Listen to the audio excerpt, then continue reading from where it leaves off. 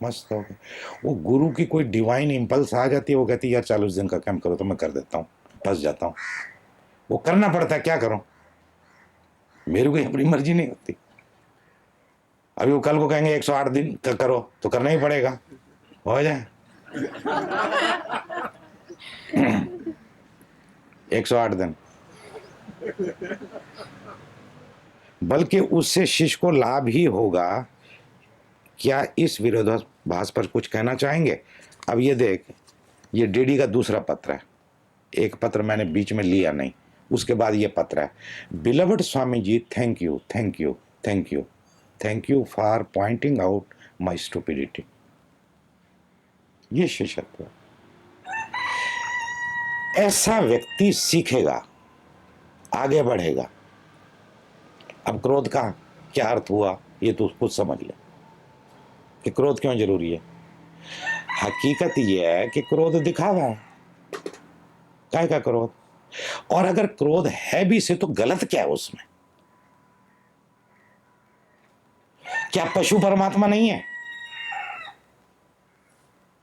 अगर क्रोध पशुता से आ रहा है, पशुता का हिस्सा है, और क्षमा डिविनिटी है, देवताओं का हिस्सा है, परमात्माओं का हिस्सा है, तो ये पशु बनाए किसने, और पशु हैं कौन?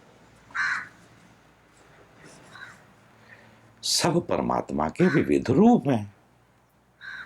सबका समुचित उपयोग होना मांगता है।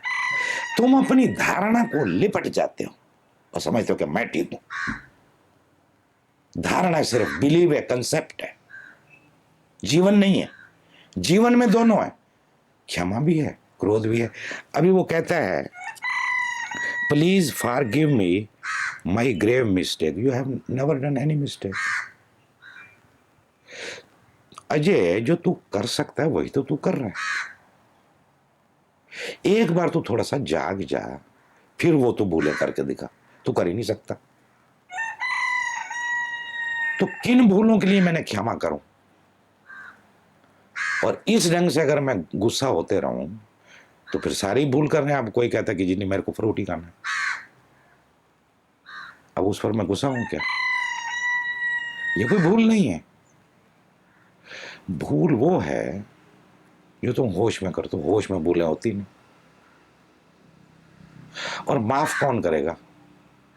इधर माफ करने वाला कोई है ही नहीं। हकीकत यह है कि ना कोई क्रोध करने वाला, ना कोई क्षमा करने वाला। लेकिन क्षमा करे गुरु, तुमको एकदम से हड़प लोगे हलवे की तरह। गुस्सा करे तो लगेगा क्या करेला खिला दिया। तो फिर क्षमा को भी छोड़ो।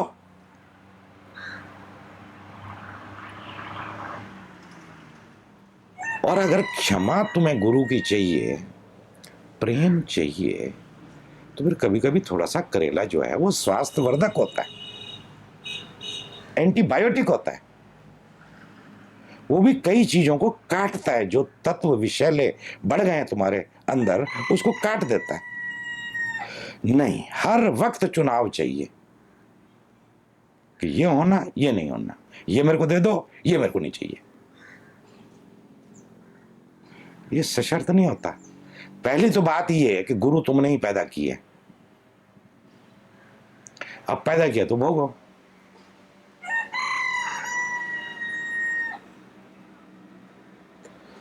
क्योंकि कहीं ना कहीं कचोटता है कि जैसा मैं हूं इससे कुछ और हो सकता हूं, इसलिए गुरु की तलाश।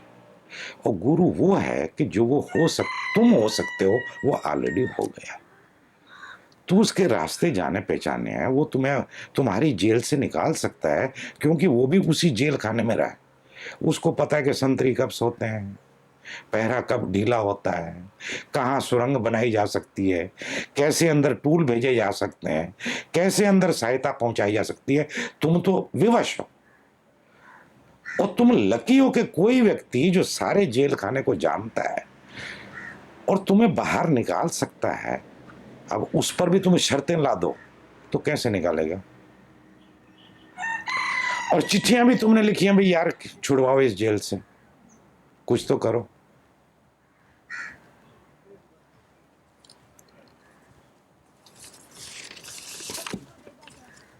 Thank you for pointing out my stupidity. If you still feel it is right for me, I can continue yoga class. मैं उस दिन आया तो मैंने कहा कि योगा तो ठीक ही चल रहा है और मेरे को लगता है आप लोगों को करना चाहिए। तो उसमें डीडी भी एक था जो कि नहीं आ रहा था, कहीं उसको झलका कि नहीं मैं जो कह रहा हूं वही ज़्यादा ठीक है और उसे वही करना चाहिए, तो उसे अपनी मूर्खता समझ गया। शिष्य ऐसा ही होना चाहिए, हर घड़ी हर पल। गुरु गलत भी कहे ना तो वही ठीक है, तो ही शिष्य का मंगल होता है। गुरु कितना मूर्ख क्यों ना हो, शिष्य अगर ठीक है तो उसे मिल जाता है। कोई जरूरी नहीं कि गुरु सही हो। मेरे देखे तो गुरु को मैं महत्व देता ही नहीं, मैं शिष्यत्व को महत्व देता हूं कि तुम शिष्य अगर हो तो तुम्हारा मंगल देर अबेर ये रहा, तुम आसपास ही हो, थोड़ा और पहुंचे समझो। ये भाव दशा चाहिए शिष्य की, और वो भाव दशा चाहिए जो अजय ने दिखाई है। If you still feel it is right for me, I can continue yoga class. Thank you once again. हर चीज में धन्यवाद। ना कि हर्ट होके बैठ गए कि स्वामी जी जो हम पर गुस्से हैं, स्वामी जी हमसे नाराज हैं। स्वामी जी से किसी से नाराज नहीं है। और गुस्सा, पहली बात ये, कोई अगर ज्ञानी करता भी है तो वो नहीं करता। अब रमन भी गुस्सा करते थे, और कितनी सी बात पे गुस्सा करते थे। जरा दृश्य देखो, आम का सीजन था, नया नया शुरू हुआ, नए नए आम उतर के आए, तो वहां पर एक किचन है जहां पर सब का खाना बनता था, और रमन महर्षि भी पंक्ति में बैठ के सबके साथ खाना खाते थे। तो उसके टुकड़े किए हुए थे आम के, तो जो परोसने वाला था उसने रमन को 2 टुकड़े रख दिए और बाकियों को एक एक दिया। तो रमन देख रहे हैं, जैसी सब खाना परोस गया वो उठ के चल दी कि क्यों जा रहे हो, तो कहा कि मेरे को 2 क्यों दिए,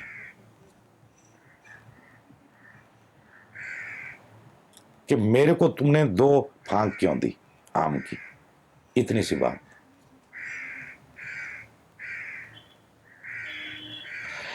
निसर्गदत्त महाराज थे, 35 लोग बैठे हैं, उनकी जगह ऐसी थी कि टाइट होके 30-35 लोग बैठते थे बंबई में एक लाफ्ट में, और बीच में दूध वाला आ गया, बीच में कोई और आ गया, 35 लोग बैठे हुए उसके सीधे भिड़ जाते थे उसके साथ, गुस्से हो जाते थे उससे।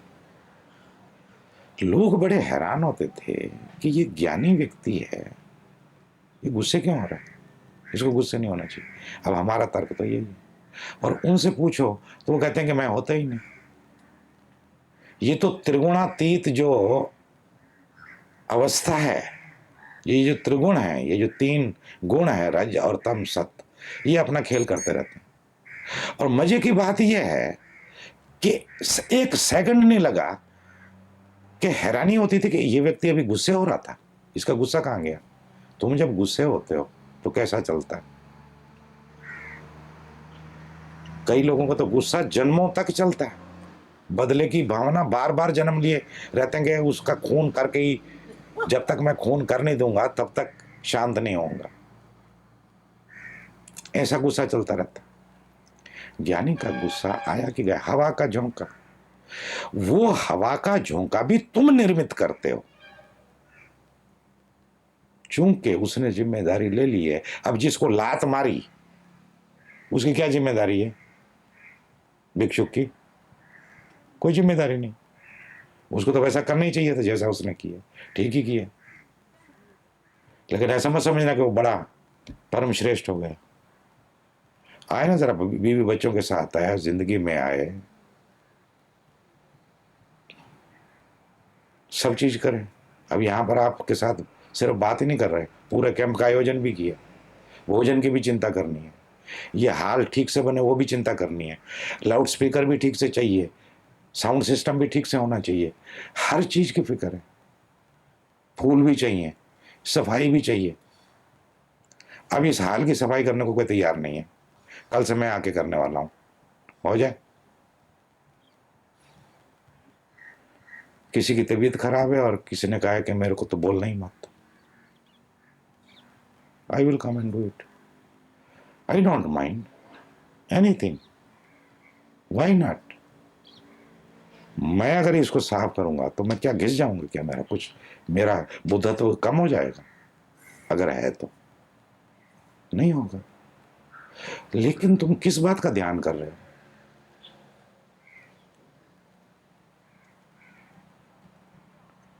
ये जेलसी चलती रहे, ये ईर्ष्या चलती रहे, एक दूसरे के प्रति नफरत चलती रहे, तो ऐसे होता।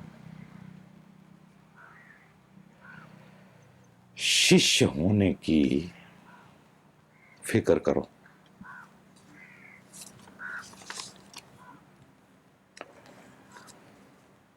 I will answer this letter which was in English when I speak in English next time. Just now I want to, oh already 5:02 हो गए। वैसे सीरियस है मामला, जरा हो जाए जरा। Dear Swami ji, sometimes it is talked about God here, and every morning we bow to the higher powers. I have some wonderings and questions about this. For me, God, hell, heaven, etc. are just metaphors for our inner state. That's right. That is very right. A sense, I amness, conditioning, etc. This is in the bracket. Trust is for me the original optimism you are born with, but may have lost during lifetime's conditioning. To rediscover this must be one of life's main tasks. If it is discovered after, say, more than 50 years, then it must be a very wonderful, life-changing happening. Is one of Osho's more burning speeches. He talks about the new man, flowering in her meditation, throwing God's, hell's, heavens, religions away, and taking her own destiny in her hands. This really hits me. Here is a human talking to humanity, a man talking to mankind. I don't see any outer powers here, only inner. In a Negro spiritual song, there is a line, it is Jesus, he is standing by your side. He is standing by your side. This song has also been sung with Jesus' name replaced by Osho's. It is Osho. He is standing by your side. As an outer power, now wonder who is standing beside us. Do we need one there? If we have rediscovered our inner trust, the original optimism of our humanity, can we say that Buddha is standing beside us? After this lesson, if I appear in a dream spit on me, kill me. God is, but is a higher power outside us? A question mark.